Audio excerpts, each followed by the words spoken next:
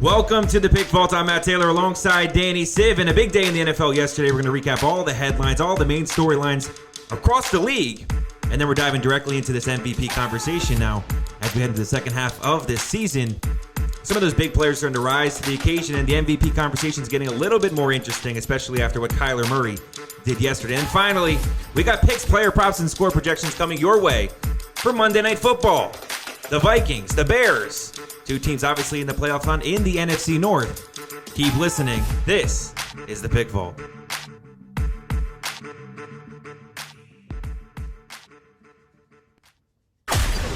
Welcome to the Pick Vault. Taking sports gambling to the next level. No more winging it. It's time to get paid. We're a sports gambling consultation firm. We use sports, news, sports data, stats, and analytics. And we help you unlock your money. Get ready to start winning. This is the Pick Vault. And here's Matt Taylor and Danny Siv. It's the Pick Vault. Gonna sit you down and listen to this real talk. Ain't no first or second option, this the default. Turning picks into these dollars, gonna let them fall. Raining down these daily winnings like an aerosol. Analytics calculated just to win it all. Problems when it comes to choosing, we got all them solved. Got the picks that needin' fixed, and you know who to call. Cause this the Pick Vault. And he is right. That's Jay Live official. Go check him out on Apple Music, Spotify, or right here on Instagram. He had a new album that just got released. You don't want to miss it, so go check it out at JLive_official. Now, before we get started, Dan, before we really hop in and obviously talk about what's going on in the NFL, let's talk about and listen and watch what happened last night. So here it is for Pickball Nation. Before we dive into this, here's Kyler Murray, game-winning touchdown pass. Watch it here. Murray, out of the pocket. 7 seconds. 6 seconds. Murray heaves it downfield. It is. Oh, it's caught. It is caught. DeAndre Hopkins. Miraculous. It's Murray magic.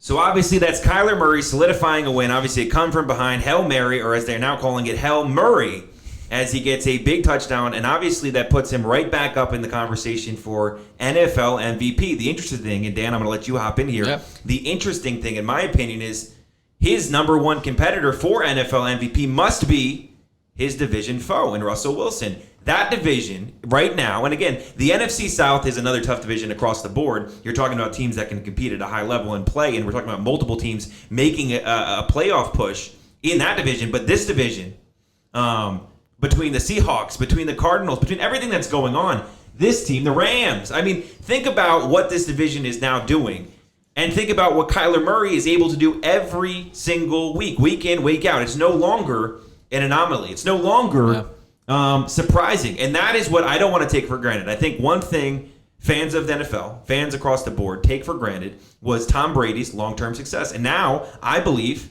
many people are taking for granted Patrick Mahomes and the greatness that he has week in, week out. And I just want to say something. Right now, you're living in a time, right now, we're all living in a time where NFL quarterbacks are better than at any moment in the history of the game. Whether it's athleticism, whether it's with skill set, improvements to the way they're throwing the football, whether it's different, again, it could even be different materials being used. Whatever it's going to be, these quarterbacks that we're witnessing in the NFL today are unlike anything we've ever seen before. Especially at such a young age, which is like obviously your overarching point. But yeah, I agree completely. So right now, before we really recap what happened yesterday in the NFL across the board, Dan, I want to have a conversation with you because, well, obviously you and I disagree on a lot of things, but obviously we disagree. That's all right. We agree to disagree. And can have a conversation about it. Who do you think through 9 weeks so far, barring any of the games that occurred tonight, obviously with Monday Night Football, who do you think through week 9 is the NFL MVP today and why? All right, well, I know I'm not going to say one person that I know you're going to mention, Big Ben Roethlisberger. I'm not going to get into that. But who I think is MVP right now, as much as I want to say it's Russell Wilson, his stats and what he's done the past 4 games, kind of throw it out the window for me. He's 1-3 with 10 turnovers.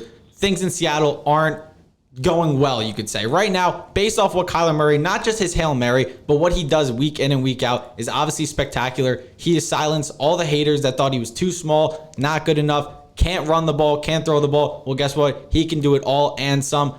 But I say the other guy in my head has to be Aaron Rodgers, Matt. In my mind, Aaron Rodgers is the MVP right now just because whether he has no weapons. I know he doesn't always play the greatest teams. They almost lost to the Jaguars yesterday. But what he does talk about a guy day in and day out, does consistently throws bombs after bomb after bomb and gets wins for his team. So I would say right now, I'm kind of settling with Aaron Rodgers, I would say, for the most part. So my question to you, and again, I'm going to go into it because right now, and I'm somebody that, again, I picked for the NFC so far, I picked my NFC championship. And again, go back and check the tape here. I picked, before the season started, the Seahawks and the Packers. And I said, this is going to be the best year of Russell Wilson's career, and it's going to be the best year of Aaron Rodgers' career. I think Aaron Rodgers has a lot of motivation behind him because everyone, like I said, after that draft, after everything that has gone on in that organization, everyone across the board has written off Aaron Rodgers.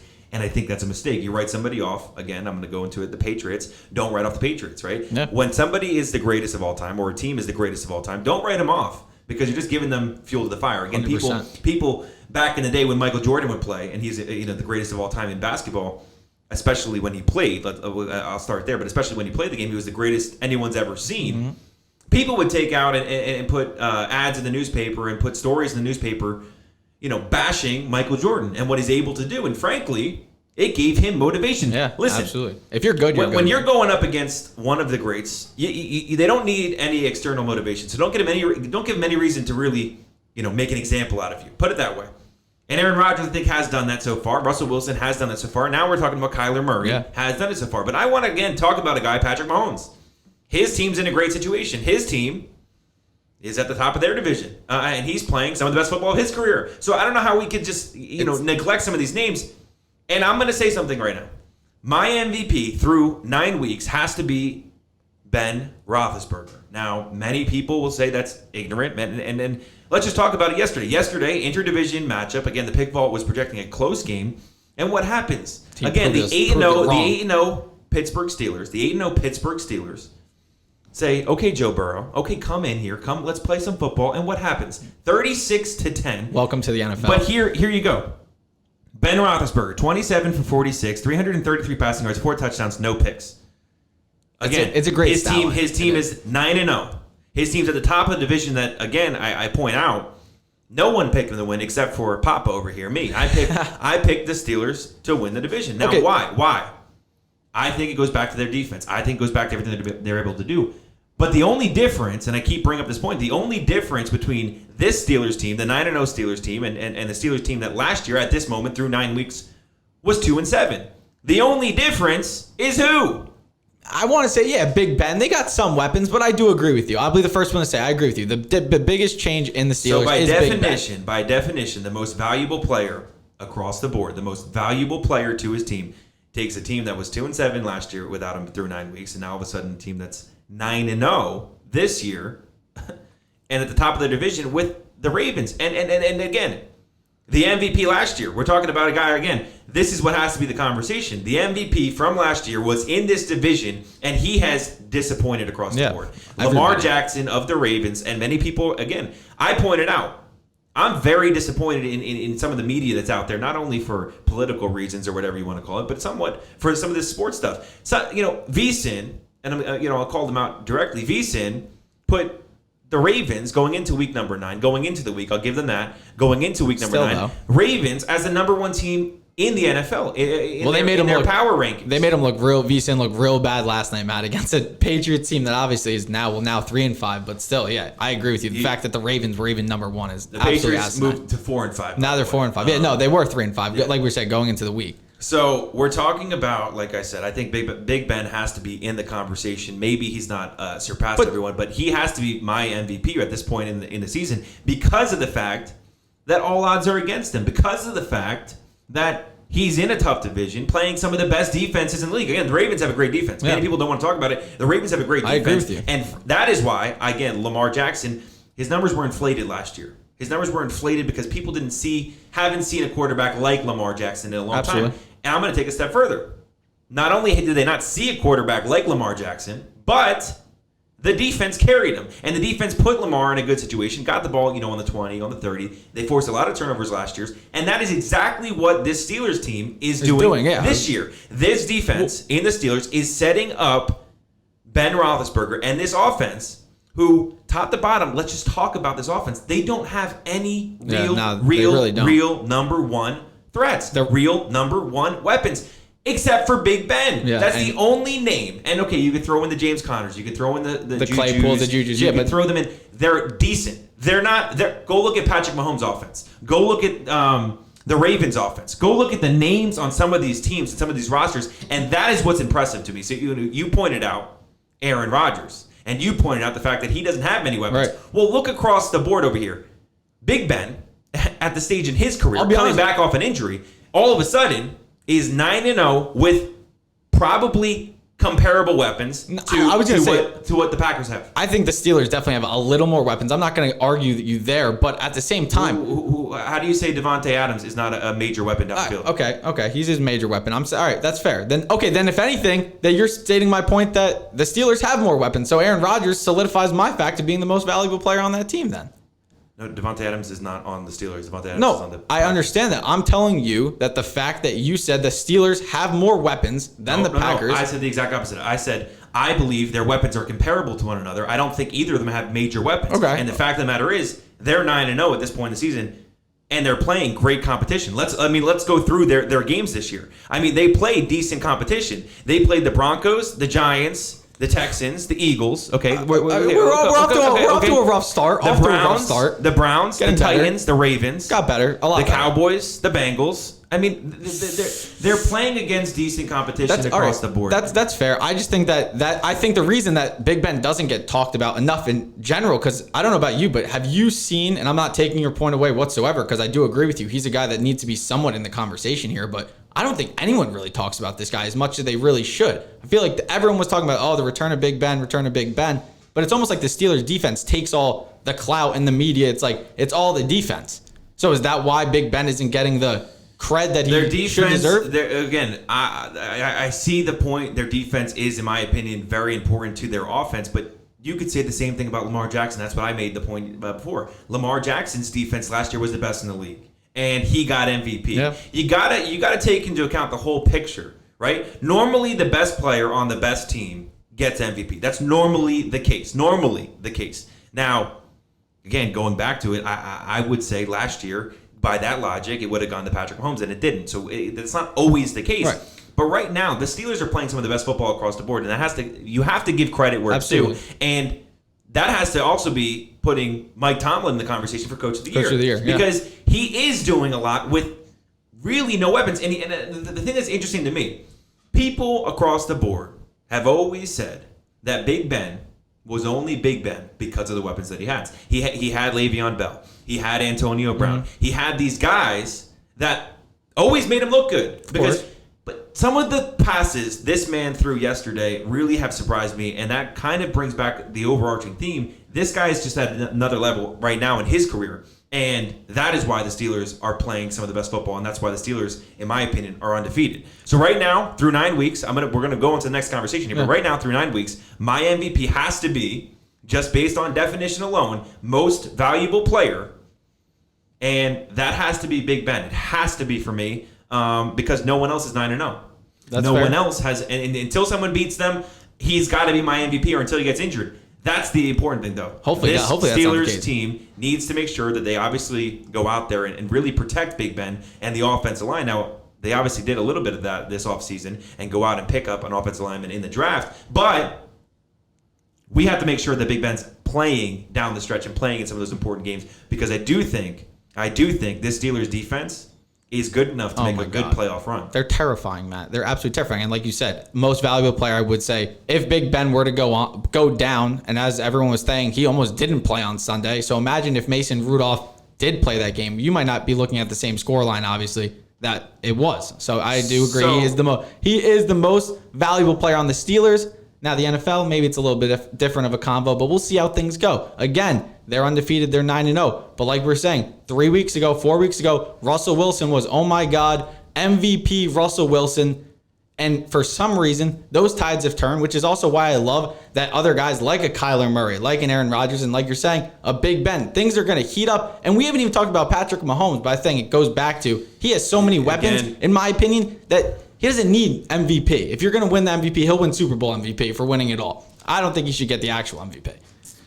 I don't know. I think it's a tough argument. And I think the main problem with the MVP discussion always is going to be people have different definitions of MVP. Because really, if it comes down to the best player on the best team, it is Patrick Mahomes right now. I mean, 100%. Frankly, across the board. But he doesn't have to be the best player every single week in and week out. And that's the difference between some of the guys like Kyler Murray. And that's why he has impressed me. And right now, he would be second on my list. I think right now, my list would be number 1, Big Ben. Number 2, Kyler Murray. Number 3, Russell Wilson. And then number 4, Patrick Mahomes. In that order, and then I have Aaron Rodgers capping off my top 5. Now that could change throughout. Again, as soon as the Steelers do lose a game, and it will happen, they're not going undefeated. Let's not be. They do play the Ravens though. Again, coming up. I mean, and that game is going to be extraordinarily important for not really the Steelers. Oh no, yeah, but really, really, really important for this Ravens team, because if they don't make a playoff run, if they do not, I don't know what the answer is moving forward. I know. I don't want to know the answer because I think I know what it is, Matt, unfortunately. And I think you're going to go there. I'm assuming you're going to refer to, is Lamar Jackson really the guy you need to win you like games? Lamar Jackson is a great asset for the Ravens to sell jerseys. Lamar Jackson is a great asset for the Ravens to win regular season games. Lamar Jackson is a great asset. You're not winning a Super Bowl with Lamar Jackson. And I'll be just honest, we have not seen it done. We have not seen it done, and I keep bringing up the same argument every single week. We have not seen it done.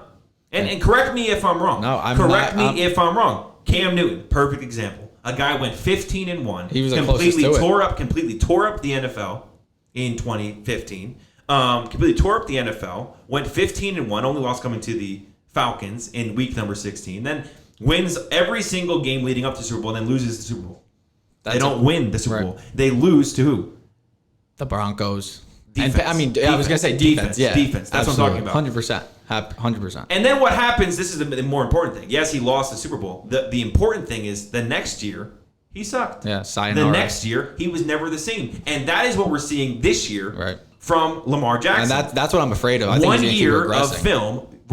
year of film under an offense that does a lot of RPOs, that does a lot of quarterback heavy running, and 1 year of film, all of a sudden teams really start to figure it out. The only one that has been able to do it now consecutive years, in my opinion, is Patrick Mahomes, and that is because he's a throw first, run second. He's a throw first. I'm going to get out of the pocket. I'm going to throw the ball, and if I can't, I'm going to run. You're going to dart. It's like Kyler Murray. I think that's a perfect example of that. I think they're a different breed. I think Kyler Murray, Patrick Mahomes, Russell Wilson are all one breed of NFL quarterback, or one family of NFL quarterback, right? If we want to say it that way, because I do believe they run the ball heavily, and they're very quick, they're very fast, and they're very athletic. Yeah, but they don't look to run first most of the time. They might run first once or twice or 3 times a game. They might, design run, but they're not heavy design run, right? I don't think Andy Reid's really calling a Patrick Mahomes run, right? He's saying get out of the pocket. The play is here, but if you can't, go make some go chuck the ball down to Tyreek Hill, run 10 yards and that's slide. exactly what we saw yesterday with Kyler Murray. Yeah. Kyler Murray throws that deep pass, gets the win, and again, he has to be in this conversation for NFL MVP right now. I couldn't agree more. And just, again, with Kyler Murray, talk about a guy, I know this is a little off topic, but DeAndre Hopkins has to be the talk of the league. I know he's probably one of the best wide receivers in the league, probably always was. But if I'm in the Texans organization right now, looking at, we let this guy go, is it more, Matt, I want to know, is it more we wanted to give him more and let him go do his own thing? Or is that their mind? They were like, oh, this is brilliant. We're going to get a busted David Johnson who's hurt and a second-round pick for a guy that really is making the Cardinals turn with Kyler Murray. I disagree 100%. Receivers in the NFL right now, are pretty dispensable across the board. Now, that doesn't mean that DeAndre Hopkins is dispensable. It doesn't mean that he's not an extraordinary player, an extraordinary talent in the league. It doesn't mean that he can't put up ridiculous numbers and he can't do ridiculous things like he did yesterday. He can't win you games like he did yesterday. Forget that. I agree with you. He's so important. But here's the thing. Everyone said the exact same thing when the Raiders traded away Khalil Mack. Star power player, game-changing player, team-changing, culture-changing, really can win you ball games, everyone said, oh, this is so dumb. This is so dumb they traded him away. It's starting to pay off now. Look at the Raiders. They're in a great situation. I think the Texans made a very intelligent, forward-thinking decision. Now, that's many things that fans do not really like is a forward-thinking decision, right? We know we're probably not going to win this year. No. And they said that prior to the season, and really I think that was a decision that they made going into the season. Now we're seeing that play out. They're trying to lose ball games, or at least there's a question as if they're trying to play competitive football, but they're okay with losing ball games. Okay, fair enough. Yeah. Because it's putting them in a good situation to get a good draft pick.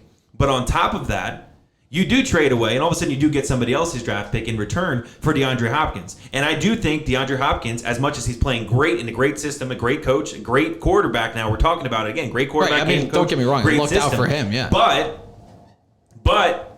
he alone is not going to be enough. He alone is not going to do incredible things. He needs a guy like Lamar Jackson. Say it, Matt. Say it. Lamar Jackson. No, I know you weren't going to actually say that. Out of all guys, he can't throw a football, but I'm talking about he needs a guy like Kyler Murray in order to make plays down the field and do the things. And that, again, that's not taking away from Deshaun Watson, but that's just saying I think weapons top to bottom, he is a great number one receiver on a competitive team. Yeah. And maybe he wouldn't do well on a team like the Texans this year going through a rebuild. And maybe they believe they can get more from him in return, and that's exactly the decision they made moving forward. So I kind of agree and disagree. I do think it worked out mutually. I think moving forward it will work out mutually, and that's the same thing that happened in that Khalil Mack trade. Look at Khalil Mack now. He's in a great situation, a great defense, and that's kind of where we're going now. Tonight, yeah. So it's a great moment right now to move talk about transition from this conversation into the conversation of the game tonight, and that is Monday Night Football. We have the Minnesota Vikings, the 3-5 Minnesota Vikings, taking on the Chicago Bears, the 5-4 Chicago Bears. Now, this Bears team obviously is in the hunt for a playoff spot, and they're in a good position. They're poised to make a little bit of a playoff run, but let's just talk about their division, right? Because they're in that same division with the Packers. The Packers are 7-2.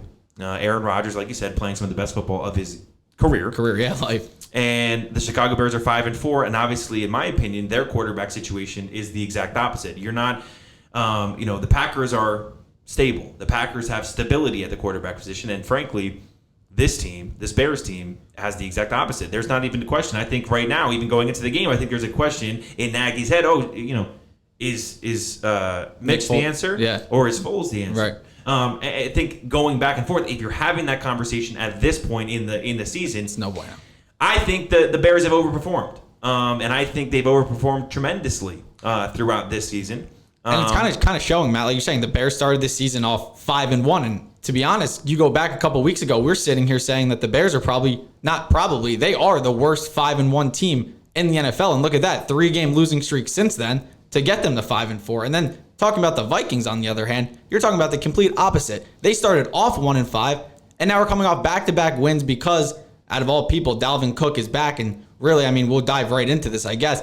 Dalvin Cook is the big question mark of this game tonight. If the Bears could find a way, and like you were talking about, Khalil Mack can get that defense to stop Dalvin Cook, then they should have no issues winning the game. I know there's a question about their quarterback situation. Is it Nick Foles? Is it Mitch? And I'll be honest with you, I don't think either of them are the answers, Matt. I really don't think. For a long term again, and here's the thing.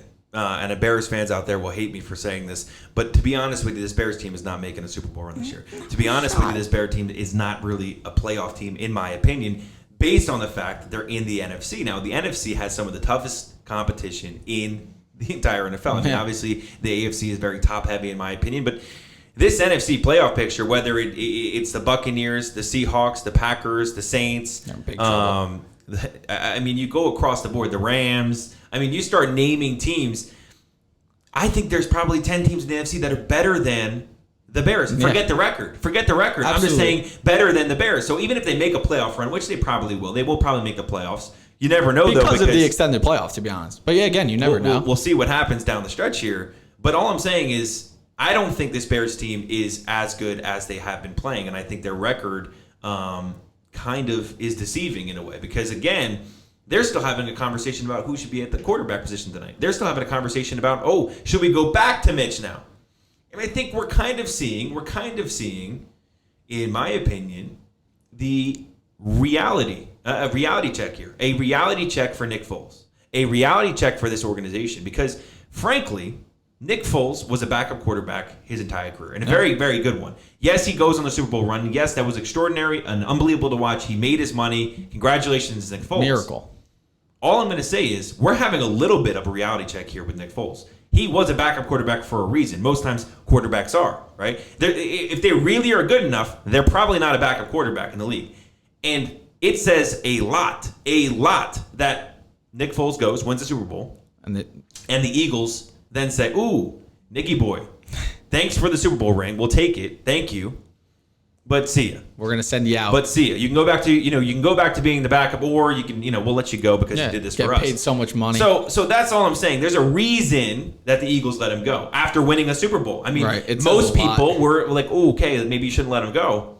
Again, these decisions are forward-thinking decisions. Yes, in the moment, you're probably like, oh my gosh, we need Nick Foles, but hold on a second. Let's again take a little bit of an understanding of what's going on across the league. I don't think Nick Foles is the future of any team. No. I don't think the style of Nick Foles is the future of any team. I think we're beyond the days now. I think we're beyond the days in the NFL of game managers. We're beyond the days of the old quarterback who could now play the game and just pass the ball across the field. The closest thing that we're seeing to that right now, and it's even more dynamic than that, is the Raiders' offense, and the offense that obviously is run by Derek Carr and run by John Gruden. And that's a guy too, Matt, that is throwing that long ball now. As much as he was always dink and dump, that's also helping his game, like you're saying. It's not just game managing. You got to make plays happen. Absolutely. So again, let's get back to this game. Let's talk about the score projection here. As at 8:15 Monday Night Football, the Vikings are going to come in here and play in Chicago against the Bears. So Dan, let's hear the Pick Vault score projection, and then we're going to dive into and kind of break down where we're heading in the Pick Vault picks, and as well as the Pick Vault player props. So Dan, artificial intelligence score projection, let's hear it. All right, Matt. So as much as we were talking about the Bears, not picking a quarterback or not, but the Pick Vault has made their decision, and Bears are gonna win this one 24-22, beating the Vikings obviously by 2, giving that percentage chance to win for the Bears throughout all the simulations that have been run in the computer simulator. There's a 51.2% chance the Bears do win the game tonight to the Vikings 48.7. Setting that over, Matt, of the game is 43, but the Pick Vault says the over is the big play as the Pick Vault comes out to 46. So that's obviously 3 over that over. So the Bears money line and the over would be the Pick Vault plays. The Pick Vault play, I'm going to correct you. The Pick Vault play is actually the Bears plus 3 points and the over as well. Again, you're going to be getting points, and obviously the Pick Vault has them winning about 52% of the time, 51 point, whatever you said, percent of the time. And we're talking about obviously getting points. You might as well take them, especially because, again, I don't trust Nick Foles. No. I don't trust Mitch. But on the flip side, interdivisional game too. On the flip side, you're talking about the Vikings who have Kirk Cousins as the quarterback. The Vikings that are 3-5. The Vikings that, again, Kirk Cousins has never won a game on Monday Night Football. He's 0-9 in his career. And frankly, I believe he'll be 0-10 after today. And but he is playing a little bit better, and that's why this game will be competitive down the stretch. They got a big win over the Packers 2 weeks ago, and all of a sudden this team is starting to come together. They are 3-5, and they are in a really bad spot. But this Vikings team, is going to make this game competitive. So I wouldn't count them out of it whatsoever. Definitely take the points, even though the Pick Vault is projecting a big win here for the Bears. Yeah, definitely. And again, to harp on that point of obviously Kirk Cousins not only being 0-9 on Monday Night Football, Matt, but he is 0-3 against the Bears since he joined the Vikings, obviously from the Redskins, however many years ago, with a total QBR of 39 in all 3 of those games, which is mind-blowing to me. So obviously this defense has their number, and kind of like we said, this defense needs to stop Dalvin Cook. And like you were saying, Kirk Cousins plays better when he knows he has Dalvin Cook that he could hand the ball off to. But the thing with this Bears defense, Matt, is that 2 weeks ago when they did play the Titans and Derrick Henry, they only held them to 58 yards. So I know you could compare Derrick Henry, Dalvin Cook, who's the better running back. But if you could stop Derrick Henry, you hopefully should be able to stop Dalvin Cook. And obviously that's going to be the kryptonite to the Bears winning this game. See, I disagree. Again, I don't think it's fair to compare Derrick Henry and Cook here because they're just 2 totally different running backs. I mean, completely different players. One is a really pound and large man, a huge man that can run through everyone. And Dalvin Cook, on the other hand, is kind of more of a quick, fast, different kind of player. He's only 5'10". I mean, you're talking about two totally different players and styles here. But I do agree as the point that if we do stop Dalvin Cook, if their defense does stop Dalvin Cook, and that, again, this Bears defense, it will be the reason they win the game. It's not going to be Nick Foles. It won't be Mitch Trubisky. It won't be anything that's going on offensively. No. This defense will be the reason they win. Going back to the Khalil Mack thing, this is why they got Khalil Mack. This is the moment they need Khalil Mack, right? Because they're in a tough division game. They're obviously 1 game, 2 games behind the Packers. They need a win tonight. Absolutely need it. And that is why the Pickball is projecting a big win here. Because they're desperate. They need a win, right? If they lose here, they're really in a bad situation. They move to 5-5 after being 5-1, 4 straight losses. And again, that team that was doing so well all of a sudden isn't. So this game is so incredibly important, and that's why I believe the Pickball projection is where it is. The one thing I got for you, Matt, not to cut you off there, but Matt Nagy actually, this was reported about 2 days ago, he's handing over the play calling to his offensive coordinator, Bill Lazor. Obviously, I think that's due to the 3-game losing streak that they are on. But what is your take on handing over the play calling after? Wouldn't you as a coach want to be like, you know what, I'm on a 3-game losing streak. Let me go prove that I can do this, not just hand it off. Like, where do you really stand there with really handing your play calling over to like your other coach? See, I go back and forth. I don't really have a specific opinion on it across the board. I think it's very situational because you're looking at all these different teams. Teams have different needs. Obviously, there are more talented offensive coordinators and more talented defensive coordinators. I think obviously a head coach kind of falls in between. Head coaches probably have a little bit more of a mind. Like, for example, Bill Belichick. Bill Belichick doesn't call his play calls. I mean, he has conversations with his son. He has conversations with the people that are making the play calls, but he's not calling the plays every single play. He doesn't do it. And that's why I do think it's important. That's why, again, a lot of his coordinators all of a sudden become head coaches elsewhere. I mean, we've seen it. Matt Patricia was his defensive coordinator. Look where he is.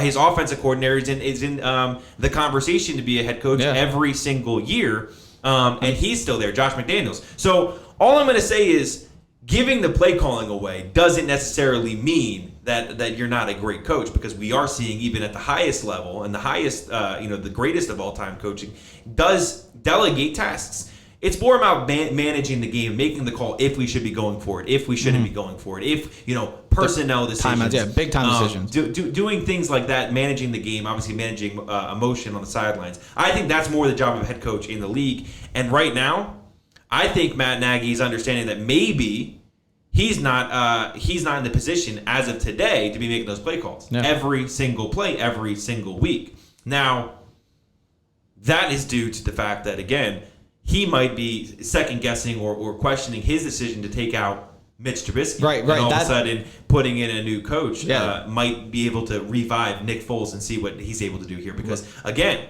you got to think about it.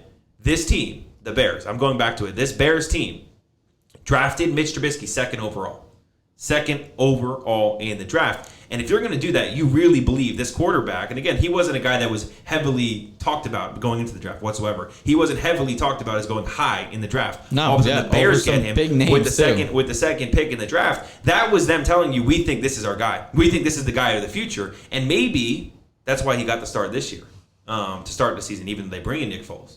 Right, but that's almost the other big issue. It's like you got a guy that's a second draft pick, right? Like you're saying, and then you go who you think is your guy. But then you go pay Nick Foles a shit ton of money and say, oh, well, I also think this is our guy. So that's where they're bashing But heads. that's what I'm telling you. I think the reason they're switching the play calls is because they're going to Nick Foles more on a long time basis, more on a stable basis. They're going to stay with Nick Foles, in my opinion. That move here kind of solidifies that, in my opinion, because of the fact that I believe Nagy was the play caller for Mitch Trubisky because he was his quarterback that he wanted.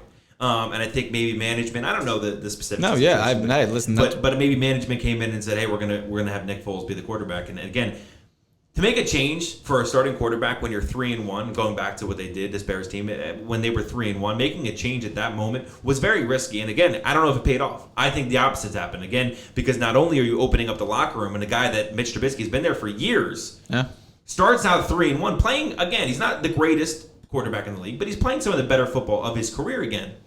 And all of a sudden you make a change. That's a big hit to the confidence of a guy. And do you really want him coming in and being a backup quarterback now? It's just a very tough situation. I think moving forward, it's something that, again, I believe the Chicago Bears completely botched this whole situation. 100%. And I think that's kind of their MO. It's kind of become a culture for this team, just botching quarterbacks, botching situations, and botching players. They just can't figure out an offense. Like we said, the defense, they're fine. That's the one thing they don't botch. They have a defense that is a shame because, like you said, a guy like Khalil Mack, unfortunately, on a Bears team like that, you aren't going to get that Super Bowl shot because your offense, like we said, can't compete. We listed all the teams in the NFC that they'd have to go up against. You have zero chance to compete offensively. You could compete all you want defensively, but at some point, your defense is going to get worn out on the field too much, and you'll just get exposed. So, I mean, this offense, they got to figure something out, and tonight could be that turning point, Matt. It has to be that turning point. Absolutely. All right, now before we head out and before we close out this episode, Dan, let's hear some player props for today's game. I was going to say, I got one big one, Matt. Okay, Dalvin Cook, for instance, obviously everyone thinks he's going to score. He's like minus 240 player props. I'm not saying take that, but obviously looking at a line like that, it's probably a lock, but that's not where we're going. We're here for value. Cordell Patterson, Matt. David Montgomery is not playing for the Chicago Bears, so I have Cordell Patterson, who's a running back. He's their wide receiver. He's their kickoff returner. He's their punt returner to score a touchdown. Plus 300. So obviously he could score a touchdown in any of those instances. This guy's going to be a big factor tonight. So Cordell Patterson, running back for the Bears, wide receiver for the Bears, does everything for the Bears, plus 300, all the value. That's my play of the day, Matt. All right, and I got Jimmy Graham to score a touchdown today as well. I do think we're in a very tight end heavy, different. Again, a few years ago we went from that game manager quarterback to now the athletic, the more dynamic, the more big plays downfield. That's a different stylistic approach. And then obviously with Le'Veon Bell, Christian McCaffrey, and a few others I would even throw maybe Derrick Henry or players that can catch the ball in the backfield and really Kamara. Yeah. Some of these players really transformed the running back position to obviously become more of a receiver. And now all of a sudden I think we're seeing that go down in the NFL this year for the first time on a more mass scale. Definitely. For the first time where the tight end position is becoming a very integral part of the offense. Absolutely. And I think that's why big day from Jimmy Graham today, and a big touchdown will be caught by Jimmy Graham. So I'm taking Jimmy Graham, and that value on that is plus 165. Make sure you lock that one in. Yeah, we'll lock that today. in too. So again, Dan, one more time, give the Pick Vault score projection here as the Bears get a win according to the Pick Vault. But again, the Pick Vault plays are the Bears plus 3 and the over today. So again, those are the two pick vault plays, and then obviously Cordell Patterson to score and Jimmy Graham to score. Those are the 4 pick vault plays. You want to lock them all in. But Danny, one more time, let's hear the Pick Vault AI-backed, computer-simulated score projections for tonight's Monday Night Football game. Of course, Matt, we got the Bears winning this one 24.01 to a Vikings 22.88. So obviously, it's going to be a close game. We all know it. Vikings heading into Chicago. It's probably going to be freezing. It's going to be a good one tonight. Don't want to miss this one because it's going to be electric in Chicago tonight, Matt. Absolutely. Again, go vote on our story. Go let us know who you think is going to win tonight. Is it going to be Kirk Cousins? Is he going to get his first win on Monday Night Football? We'll find out. He's 0-9 in his career. Will he get the first one tonight? We'll see it. Obviously, he's going to rely on Dalvin Cook and that offense to do something. Or is it going to be Khalil Mack? Is it going to be this defense? Is it going to be the Bears that obviously improved to 6-4 and again in the conversation in the NFC North? Tune in to watch and let us know on our story what you think. Who gets to win tonight? Again, thank you for listening. This has been the Pick Vault. Get ready to unlock your money, and I believe we are OUT out. You've been listening to the Pick Vault, America's premier sports gambling consultation firm. Matt Taylor and Danny Siv are ready to make you a winner and unlock your money. Make sure to hit the website at www.thepickvault.com. Find the app and subscribe to receive exclusive member content, including our picks, live updates, and sports news. Follow on Twitter and Instagram at The Pick Vault, taking sports gambling to the next level. Till next time, this is The Pick Vault, signing off. This the Pick Vault. Gonna sit you down and listen to this real talk. Ain't no first or second option, this the default. Turning picks into these dollars, gonna let them fall. Raining down these daily winnings like an aerosol. Analytics calculated just to win it all. Problems when it comes to choosing, we got all them solved. Got the picks that needin' fixed, then you know who to call. Cause this the pick vault.